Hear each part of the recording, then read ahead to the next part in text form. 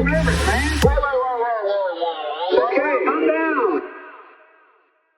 Now I'm going to play an interview that I recorded with the filmmakers behind the film How to Blow Up a Pipeline, and which is a new movie. It's a heist movie. And interestingly enough, it's inspired by the book How to Blow Up a Pipeline by Andreas Malm. And that is actually more like a manifesto. That's not fiction. This film, though, is a fictional adaptation of that manifesto or that book. And it's about a group of 8 young people from different parts of the United States who decide to blow up an oil pipeline in West Texas. Also, the creative team behind the film is more diverse than it seems from this interview you're going to watch, because Ariella Barrere, who stars in the film, is one of the producers and one of the writers, was supposed to join the conversation, but she was sick. So she's going to come on another time. And welcome, Jordan, Dan, and Daniel. Thank you so much for joining. Thanks for having us. Thanks. Of course. And it's a really great film, How to Blow Up a Pipeline. And of course, as people probably know, it is based on a book. And the book is called How to Blow Up a Pipeline, Learning to Fight in a World on Fire. It's by Andreas Malm and it was published in 2021. One of the issues that the book deals with, as well as the film, is the issue of self-defense. Can you guys elaborate on that, what that means to you, what that means in the book and also in the film? I mean, I think I think part of what it's a big challenging question because obviously, there's kind of a few layers to it. I think most broadly speaking, the movie is asking this question of what kind of tactics are going to be necessary to fight climate change and to move on from the kind of currently completely unsustainable way in which we live and in which we treat the natural environment around us. I think that the movie explores that question through the heist genre by telling the story of 8 characters who believe that the destruction of this pipeline is an act of self-defense. I think that from a political standpoint, there is this question of, a system that is so deeply entrenched in fossil fuels and it kind of at every level. And there's this question of how do you break that stranglehold and move on and force the system to reform? And there's a lot of ideas in theory that one of the best ways to do that is through something called the necessity defense, which is essentially somebody destroys a piece of fossil fuel infrastructure, but is able to make the case, legally speaking, that they're essentially protecting themselves in the future by doing so. If you were able to establish that kind of legal precedent, that would kind of establish some of the legal precedents necessary to really, really force a move away from fossil fuels.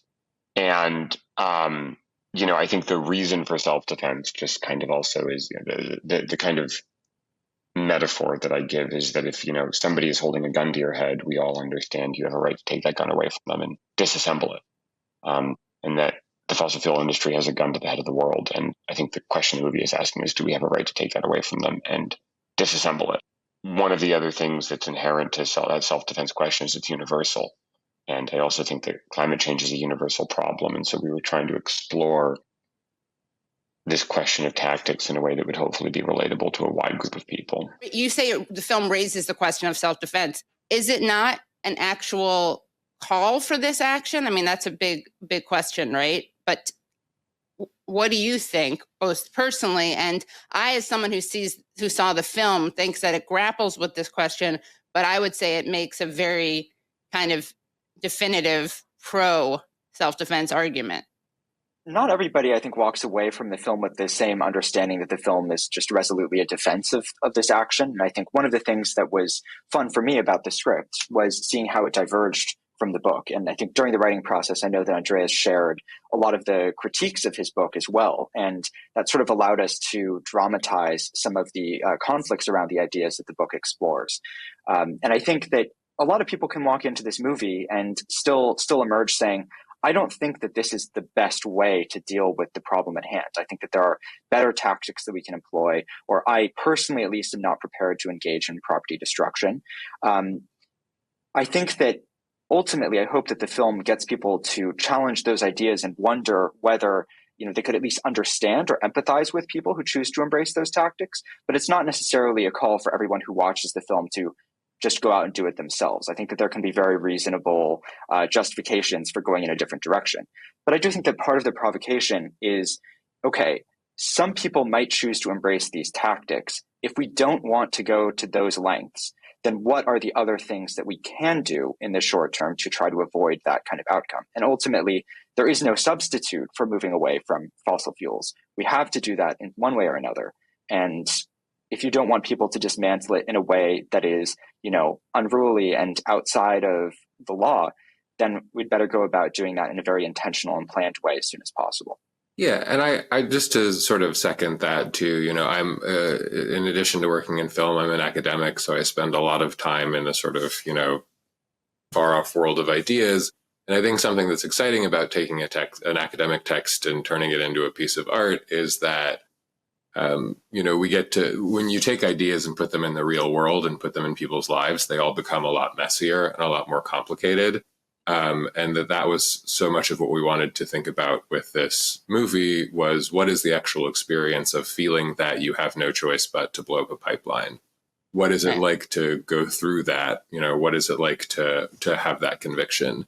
And again, even if people don't think that the tactics that the characters use are justified, I hope that they can build empathy with understanding why they feel that way. One of the interesting things about the book is that it's not only a defense of self-defense through these kinds of sabotages, but it actually critiques the rejection of the sabotage. And there's an interesting part of the book where he compares it to and something that happens with a man named Mohammed Rafiq, who was at a mosque in Oslo when a young racist Islamophobic terrorist basically enters with guns.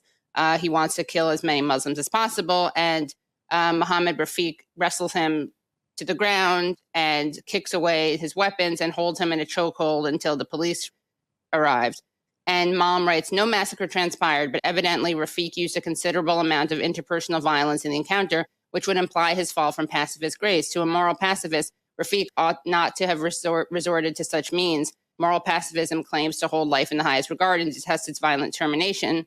But a defensive act that saves lives and reduces violence is unacceptable to it insofar as it involves active physical force. This seems flawed, which I thought was a really great kind of crystallization of this issue.